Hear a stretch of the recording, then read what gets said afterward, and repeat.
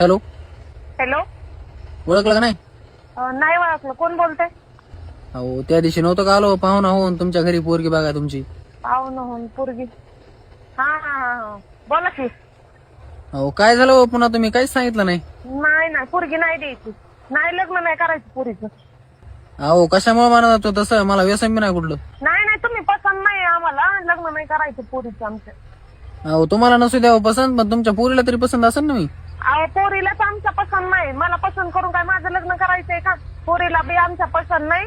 हं. पोरीला आहे मग पसंत, पण आमच्या माणसांना नाही पसंत. त्या पोरीच्या मामाला विचारलं पोरगा असंच आहे. हं. पण आम्ही पण बाहेर वाईट जरा चौकशी केली 4-5 दिवसानं.